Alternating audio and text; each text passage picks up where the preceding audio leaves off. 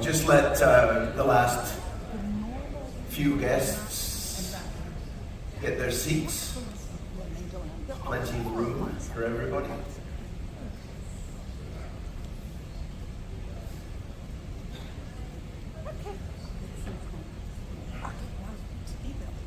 So, good morning, everybody. Good morning. Thank you for joining me. Everybody's had their coffee, I hope. You are allowed coffee in the theatre, so please bring it along. My name is Mark Thorpe.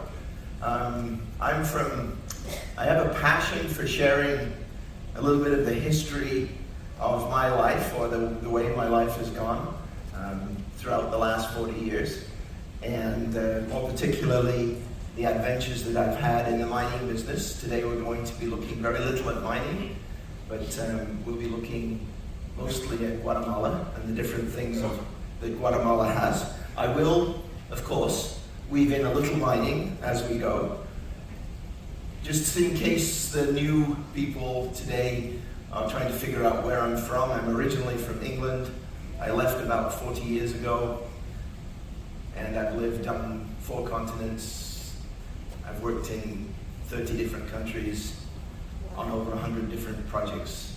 More recently, I was in Papua New Guinea, which is off the north coast of Australia. Had a very interesting trip out there to look at a mine. My wife calls me Brit-ish, not really British, so that kind of gets me along, and I'm Canadian to boot. So we'll have a little bit of a look at Guatemala. I did have a couple of years working in Guatemala, in the eastern part of Guatemala, so I know it quite well. And we'll have a look today at everything from the coastal plain up to the mountains and into the deep ocean. So Guatemala itself, we're just coming down the coast here, and we're going down to Puerto Quetzal. There's about 250 kilometers of coast on the Pacific side. A lot of mountains in here, and then there's a little tiny piece of coast on the Caribbean with the main trading ports in here, Puerto Barrios. So we've got that. When we get into Puerto Quetzal, you'll see that it's a very industrial port. And my little secret tip for the day is it's very difficult to get out of the port on your own little tours. There are taxis there, but it's a long way to anywhere. Okay? And there's not very much at the port.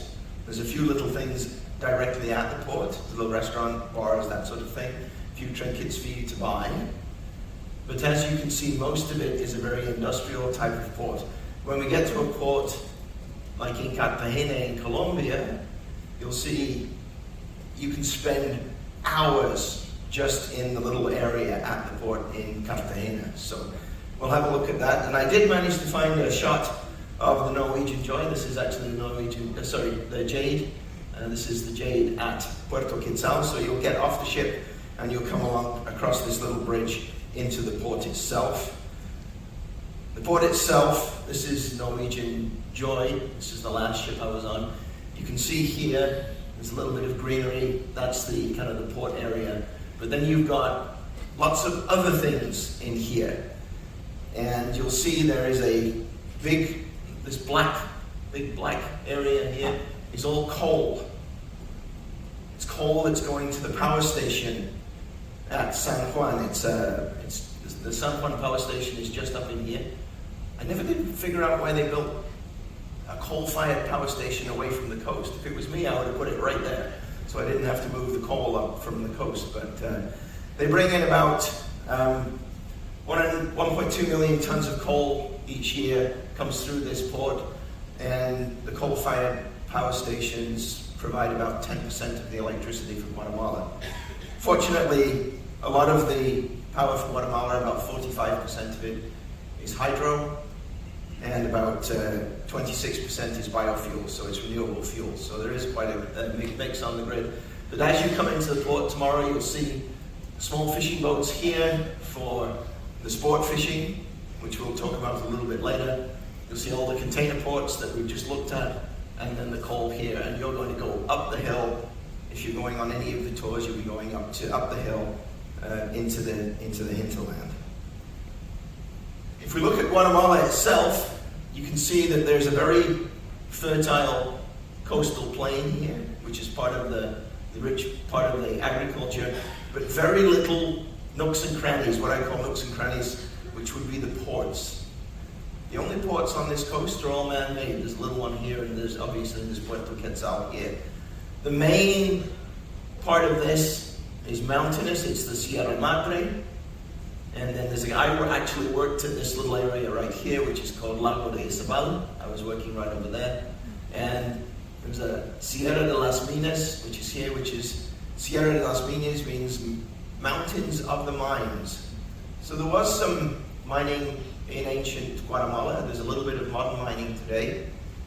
Unfortunately, the hydrocarbon resources, etc., all have to be shipped in. There's very little for Guatemala in terms of resources. However, the coastal resources are absolutely lovely, and you've got black sand volcanic beaches. Those of you who have been to Hawaii and other places, you'll see these black sand beaches a long way across the coast, and we'll look at the reason for that in a little while. One of the most important ecosystems that we've got along the coast for biodiversity, for breeding habitat, are the mangroves. And we'll have a quick look at the mangroves and look at how these mangrove ecosystems work. But the mangrove ecosystem is very important. You can see here, right along the coast. Right along the coast here. They're inland. We've got some big reserves in Guatemala of mangroves along this particular coast. As we move further inland, we move up into kind of a savanna area. And for me, this looks like parts of Africa. I can quite happily imagine a giraffe in this particular type. No giraffes in this particular area, but I can quite happily imagine grazing animals and giraffes in this area. So it's a similar type of ecosystem, distinct wet season, dry season, mostly on grasses, but it's actually very limited in Guatemala. As we move up the hill, we get up into the cloud forests, we get into the tropical forests that cover the slopes of the highlands. And it starts to look like this. It's a beautiful place, very rich in biodiversity, very rich ecosystems. And because of, and we'll come back to them time and time again, you can see here the volcanoes. The volcanoes give a rich, fertile soil in these upper highland areas. As we continue to go up, we end up in tropical forests. You'll find very lush forests with large trees, tree ferns, all that sort of thing. I'll give you a little story about the tropical forests. There's a particular tree fern that grows on the edge of rivers, and particularly fast-flowing rivers, where the rivers cut down through the soil. And it's a very rare tree fern. It grows about 4 meters high.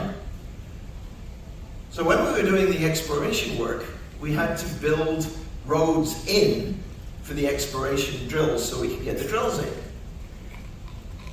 Well, these drills, the drill pads, they cut the soil just like the river. So as we cut this and we left it, all of these tree ferns moved in. And it was like driving along this paradise with tree ferns on either side of these drill roads. Unfortunately, they're a protected species, so when they came to develop the mine, they had to pick up every single one of them and relocate them. So we developed habitat, and then we had to move the trees. But that's just part of being in the mining business. One of the places that you may be seeing, and this is one of the actual most lovely lakes that you'll see probably anywhere in the world, is Lake Atitlan. It's about 300 meters deep, and it's surrounded by volcanoes. It's quite a drive from here, so those of you who've got the tour up to Lake Atitlan, you'll have a fabulous time, and you spend a lot of time in the bus, but it is well worth it. I have been over there, and it's absolutely lovely. And then the final thing that really shapes the Guatemalan landscape are the volcanoes. And we'll look at the volcanoes in a little bit more detail. This Sierra Madre mountain range runs all the way, it actually runs from Mexico all the way down to the border within El Salvador. And we've got a lot of volcanoes in Guatemala, more recently 3 of which were erupting at the same time, and it can create some interesting things. So anyway, we'll have a look at those in a little bit, and the rivers and the lakes as we go. But let's take a journey back down to the coast. So we'll move back down. I'm jumping around a little bit here, and we'll look at the mangroves. The mangroves around the world, you can see as this pink area is where we can have mangroves. So they're limited to mostly the tropical areas, and obviously we can see them along the coast of Guatemala in here. And it's a very important habitat, particularly for breeding for things like sea turtles. It's a breeding habitat for some of the sea turtles that don't climb up onto the shore and dig nests. They will go into the mangroves, and it's also a very diverse habitat. And what I wanted to show you was a little bit about how the mangroves sort of work. Mangroves areas are flooded all of the time, sometimes at high tide, sometimes at low tide. So as you can imagine, if you flood your garden, the oxygen doesn't get to the roots of your plants, and your plants just keel over and die. However, the mangroves really like this, and they have these roots that lift them up out of the mud, and they have roots called snorkel roots that come up, and they actually have a way to get oxygen down into the roots at the bottom. It's fascinating. They've got actual open spaces, and the oxygen in the air can move down into the bottom, so these plants are healthy. As you can see here, I mean, this is a bit of a cartoon. Lots of fish breeding habitat, lots of bird habitat, and you'll see 1 or 2 of the other animals. You'll see crocodiles and things in this area. You may see flamingos.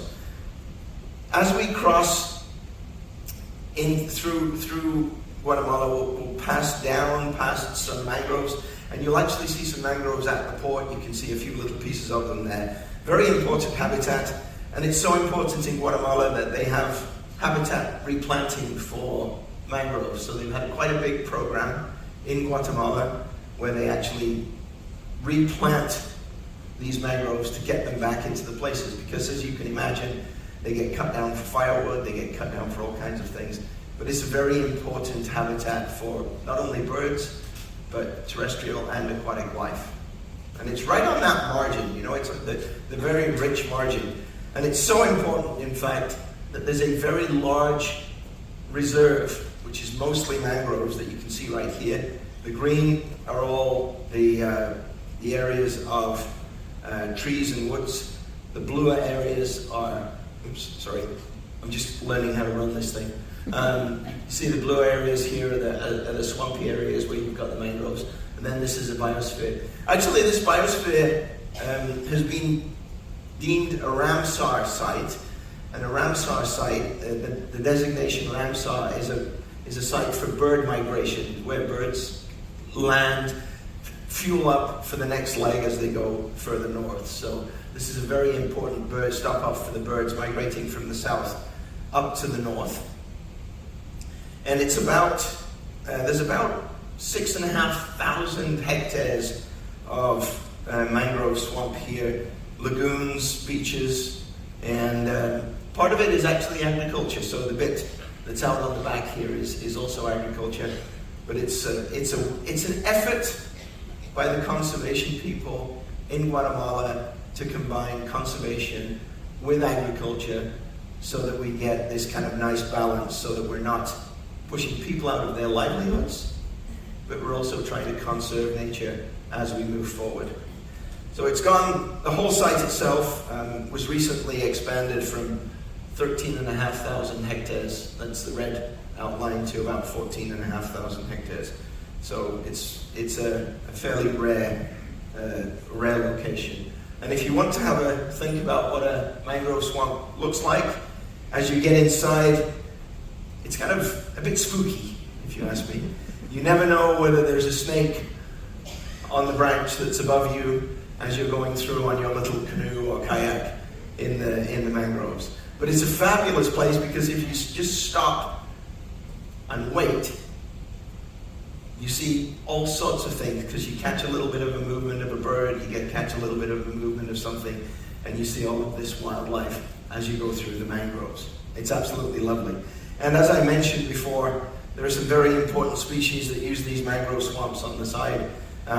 You'll see the American crocodile there up on the upper left. This is actually a crocodile, it's not an alligator like we have in Florida. This is a real crocodile. And as we pass through the Panama Canal, you want to keep an eye out for the crocodiles. There are some very, very big ones. I mean, we saw one the last time I went through there. We probably saw one that was from here to that post over there in size. So they're quite substantial. Will not be swimming, so it's fine. There was one gentleman in the 1920s that swam through the Panama Canal. It took 10 days, and he had to pay a lock fee, by the way. No, they did. There's a minimum charge to go through the lock at the time, and there's an actual receipt for him as he swam through the locks on the way out. Anyway, sea turtles as well. We'll talk a little bit about the sea turtles in the charismatic megafauna talk that I give while we're off the coast of Cuba. But very importantly, in this particular habitat that we just looked at, this reserve that we looked at, there's turtle breeding area. If we go along the coast, we end up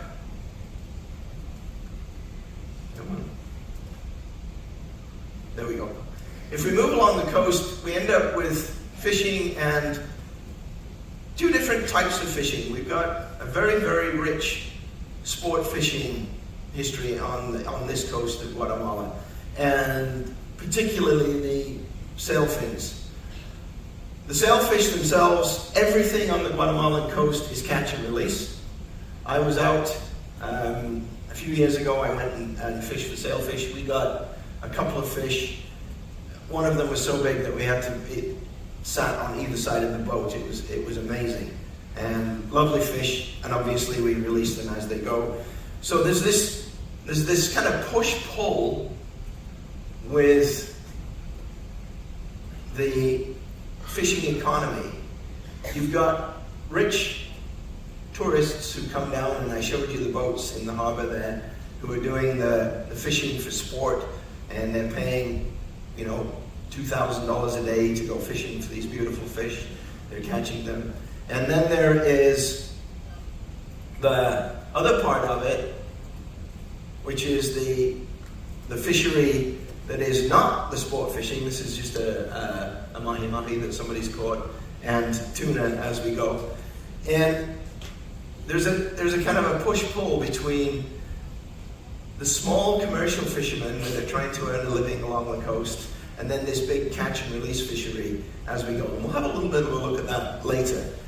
More interestingly for us, we've got lots of other things beyond the coast. So we're going to have a look at where the dolphins are along the coast. And we may see dolphins. So we're coming into Puerto Quetzal, which will be somewhere in here, right, in Guatemala. So we see two different types of dolphins quite commonly are found. We may see them off the ship. The bottlenose dolphin, which is this kind of very diversely found, and then this thing called a spotted dolphin as we go away. And just in case you're wondering what they look like, this is the bottlenose dolphin, which we may well see off the ship as we come on the last part of the approach to Puerto Quetzal, or leaving Puerto Quetzal.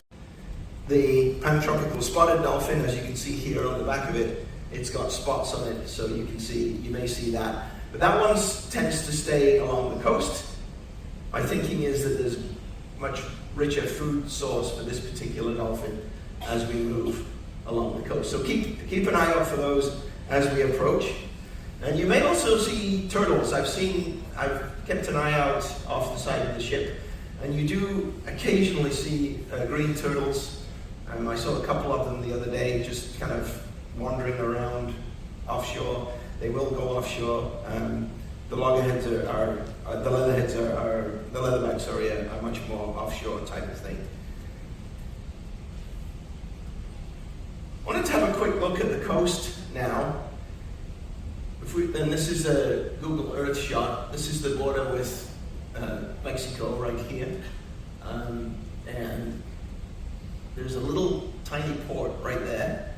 And then this is Puerto Quetzal, which is where we're going. And between those 2 points, between Champerico and Puerto Quetzal, there's not a single place where you can put in a big ship. There's nothing. And those 2 ports are constructed by humans. What I will look at is I'll look at a little bit of the land in here a little bit later. But where we want to really focus here is the fact that we've only got a very limited access to the ocean unless you're just coming up on the beach. So if you're fishing and you're fishing off the beach, then you've got to be using smaller craft, smaller boats, and a lot of the local fishermen are using boats that have been used for several hundred or hundreds of years. They're fishing in these small boats. They're using nets. The old traditional nets were made out of woven fibers.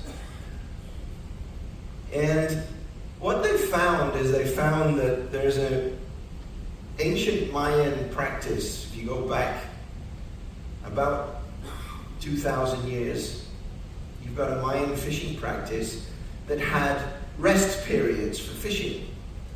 So they fished, and then they stopped. And then they fished, and then they stopped. And what was happening was that rest period gave the fish a time to recover. And they found that what they've started to do in this particular case is they've started, and this is a nice little shot of that one port out in the north, Champerico.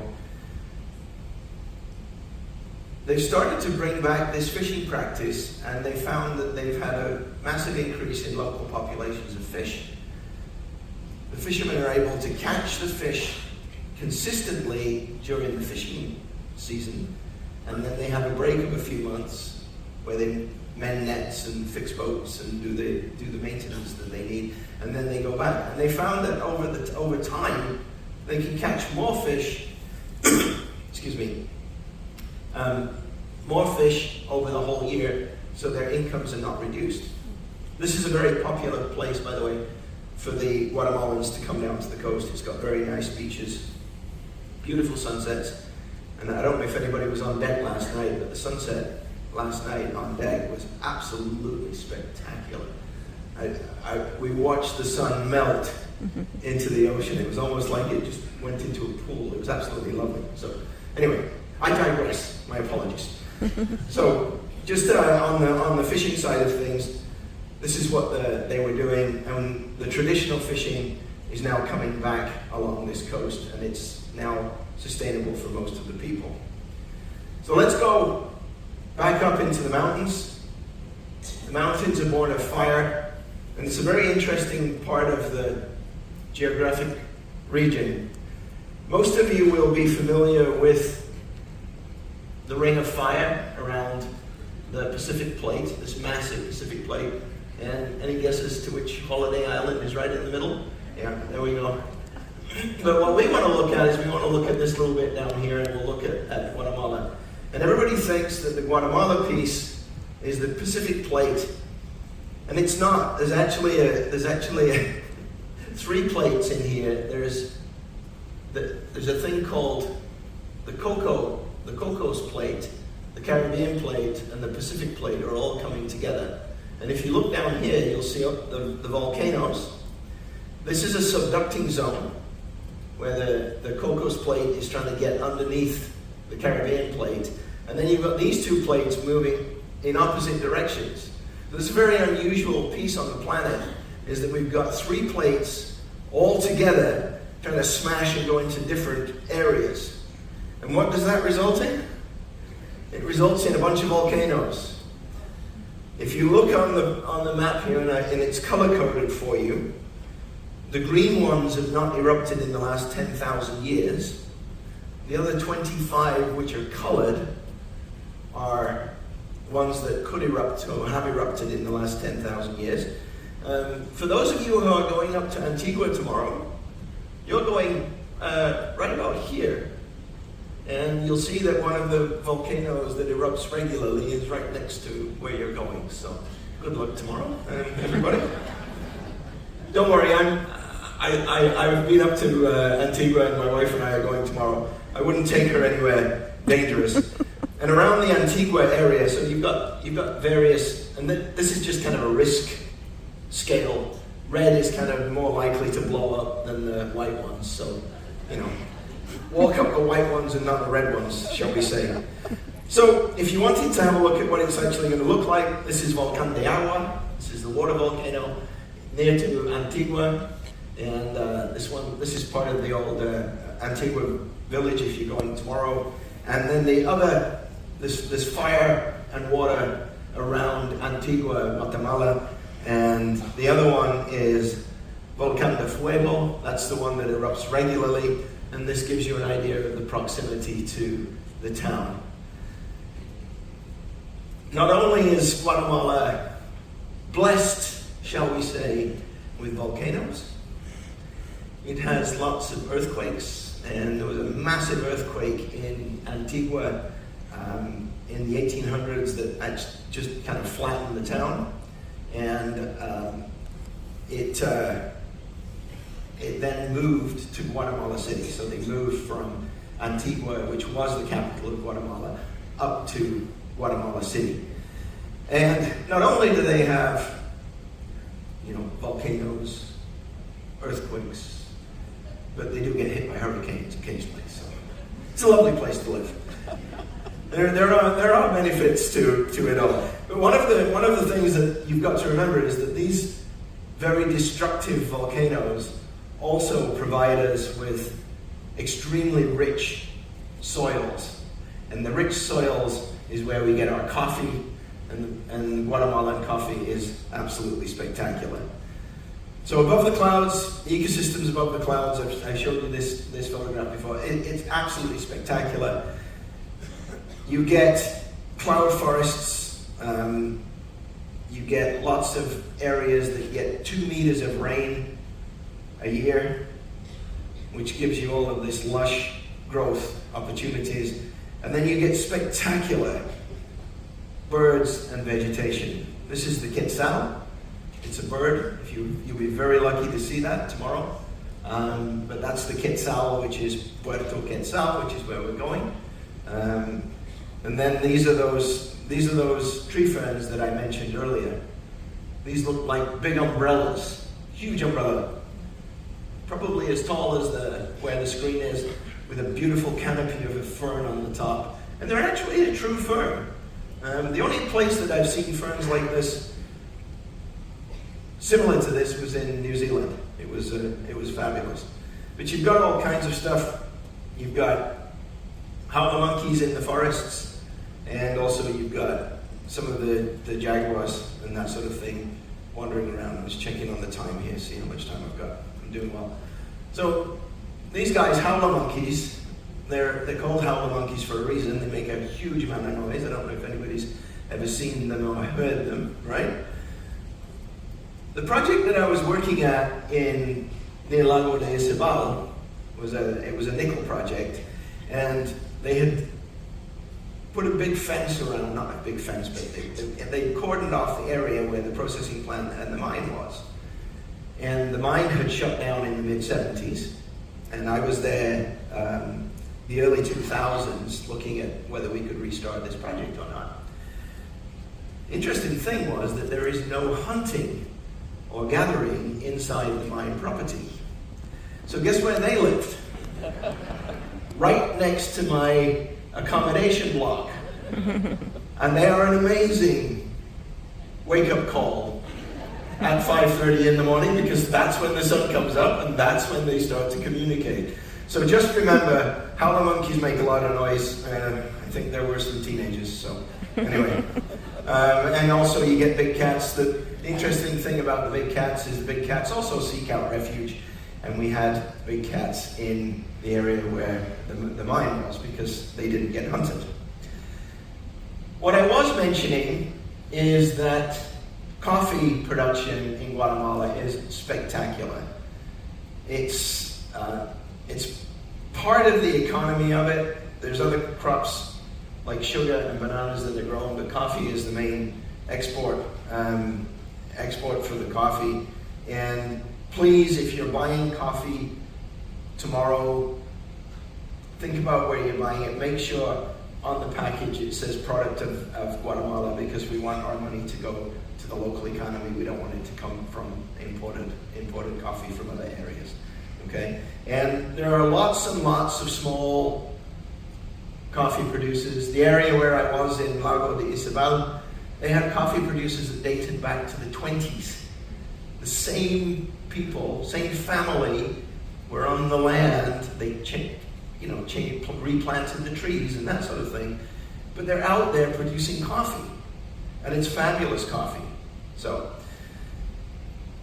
and cropping is not just a new thing. This is how the Mayans used to crop. And obviously, the Mayans formed civilizations, brought everything together. But they were smart. They didn't monocrop anything. They had multiple crops in one field, obviously because they had lots of labor and they could do it. But one of the important things here, obviously, you've got maize, squash, and chilies, which were all produced together. But you've got beans here as well. So they used to plant beans in here. And one of the reasons you plant beans in a crop is they fix nitrogen. So beans have the ability to put nitrogen back into the soil that these other crops take out. So the Mayan agriculture, which was mixed, was aimed at achieving balance and achieving a stable production. So as you can see here, it's a little bit of a schematic. I know I love schematics because they're very clear. But you can see here that you've got raised beds, terraces, and you've got a little temple here. But the Mayan cropping was very well organized, very well done, and it kept the fertility in the soil because you planted crops that put the fertility back into the soil right from the very start. And I will just show you one beautiful Mayan temple. It was an interesting decline, and probably a reminder for everybody that civilizations don't go on forever. But the Mayan civilization came from they ended up in Guatemala about 600 years BCE, before the current era. And they ended up with a very complicated civilization that just disappeared all the way through Mexico. And there's been quite a lot of work. The Mayans migrated north from here up into the Yucatan, and if you've been up to the Yucatan, Cancun, you might have been to the temples up there. And they ended up there about 700 in the current era. But the population declined precipitously, and recent work on coring of soils indicates that this was due to a drought, and a prolonged drought. And the civilization was unable to sustain itself. The populations crashed, the food source crashed, and people went back to just living in subsistence agriculture where they could, along the coast, in the forest where there was some rain. And there is a beautiful, beautiful Mayan ruins up in northern Guatemala called Tikal, well worth a visit if you come back. So I talked a little bit about the coastal plains and this push-pull with sustainable fishing and how we as tourists affect the local community. We as tourists, I didn't see a fishing trip for tomorrow, but when times are great, lots of people want to go fishing. And the tourists come and the economy booms along the coast. But we have to remember that this subsistence fishing is here always. And one of the things that we want to know is that this particular coast has gone through boom and bust, and boom and bust. When the economy in the north is doing well, these bigger boats do very well. And when the economy in the north is not doing so well, people rely on this. So just think about that as we move forward. However, more recently, our appetite for seafood has precipitated a new industry along here. And the Guatemalans are an astute people. They learn very quickly from what is done in other parts of the world and what is done well in other parts of the world. The Thai shrimp and prawn production is extremely good. And what they've done here is the Guatemalans have brought across that same industry, and there's a massive amount of production. There's 20 plus thousand tons of commercial shrimp being produced here in Guatemala. And you can see, if you look here, you can see the pens, or the impounded areas that are used for shrimp. A little bit closer up, they look like this. And you can see that if you look carefully right in here, you can see aeration areas for the shrimp.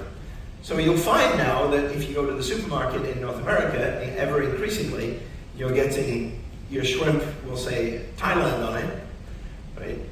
But now Guatemala is starting to break into the market, and this coastal plain, it's a sustainable approach to shrimp production, right? It gives us the lovely food that we need. It gives a lot of jobs locally, and it's a key part of the export market, along with coffee and other agricultural products.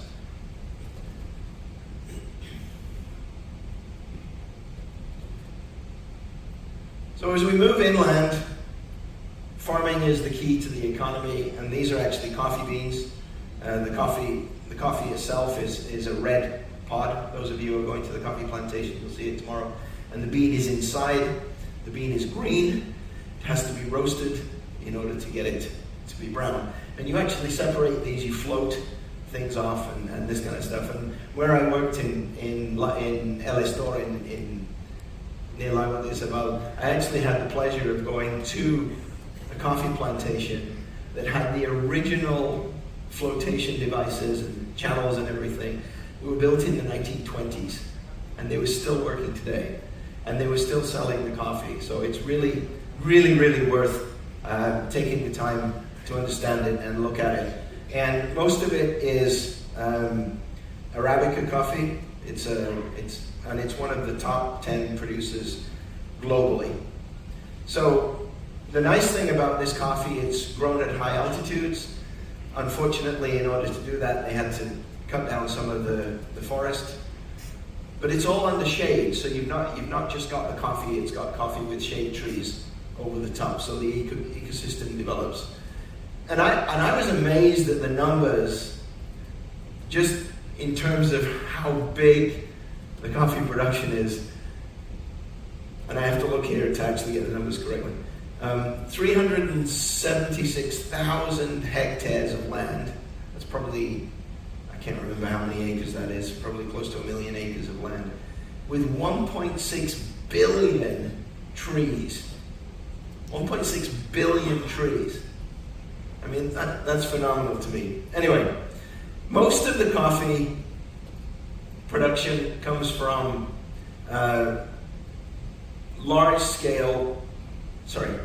the coffee production is split between large scale, medium production, and small scale production. And 97% of the coffee producers are smallholders. So you've got this your money goes directly to the people on the farm when you buy the Guatemalan coffee, which is really great. So the balancing act between conservation and tourism is something that we struggle with all the time. This is actually Tikal up in the forest, and there's a really, really fantastic trip where you can go and just before dawn, you can go onto the tops of these pyramids, and there's one of them that's been specially protected so that you can climb the pyramid without damaging it. And you go up there about 5 o'clock in the morning. Yeah, you have to get up real early. And then the sun comes up, and it's almost as though the forest lifts up with all the birds, and everything starts to move, and it's a really fantastic experience. So if you get the opportunity, pop up to Tikal and have a look at it. It's a lovely place to visit. Additionally, and I was not aware of this until I started researching Venezuela, these cenotes are particularly common in the Cancun area of the Yucatan in Mexico, but they're actually also in Guatemala. So you get these collapsed limestone caves that connect down, and they have their own ecosystem in that cave. So it's lovely. The thing with Guatemala these days is that it's bringing back and it's trying to work on a balance, because obviously it doesn't have any large production. It doesn't have any car manufacturing plants. It's got coffee. It's reliant on its natural resources. It's reliant on making sure that people understand what is going on. And there's quite a bit of education now in the schools and for the tourists as well, of course. But it's actually in the common population that is explaining the history of Guatemala, and it's explaining how they used to crop corn with beans. So you'd have corn with beans so that you were keeping the soils in good condition. And the older people are really forming a very important part of the education of the major population. And you get little workshops like this as we go.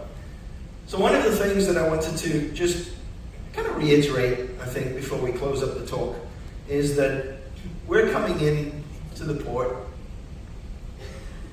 The day that we were in Los Cabos, there was one ship. The next day there were 3 ships. The next day there were 2 ships. The previous day there was 1 ship. In any 1 week in Los Cabos, you could probably get 15 ships with 2,000 to 3,000 people, some of the big ones, some of the small ones, dropping people off in the port. Puerto Quetzal, this year, for the whole year, there's 25 ships coming in. 10 of which are the small ones. Not small like ours. Not like the Jade. The Jade is big compared to that. There's 25 ships coming into Puerto Quetzal. Last year, there were 15 ships that came into Puerto Quetzal. So our effort and our work, this is the one that we were on in October. This is the Norwegian Joy. As you go, make sure that you're not buying stuff that was made in China or stuff that was not made in Guatemala, because your dollars that you're spending are very important to the local economy. And when you bring your coffee home, and you are allowed to bring prepackaged stuff back into the US, so you can bring coffee back in if you wish. So please, just think about it, support your local people. I think that also should apply to us when we're back home as well. We don't necessarily want to just be buying a bunch of stuff that doesn't last very long. We can buy stuff from our local artisans and our local producers. So I'd like to thank you all very much, and I've got just one little story to tell you before I put my picture of my sea otter up. When I was working in, and this is another conservation-related story,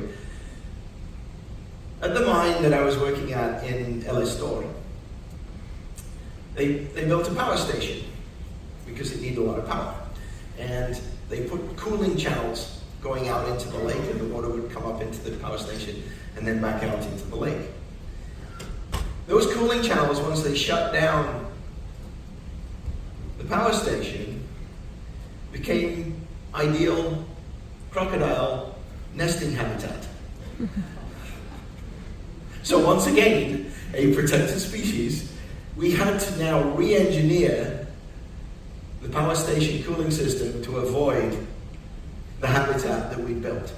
So please, don't think of mining as totally bad because you're on a ship made of steel, but we do also create habitat as we go. And with that, I would like to thank you very much. There's my sea otter for the day. Thank you for joining me.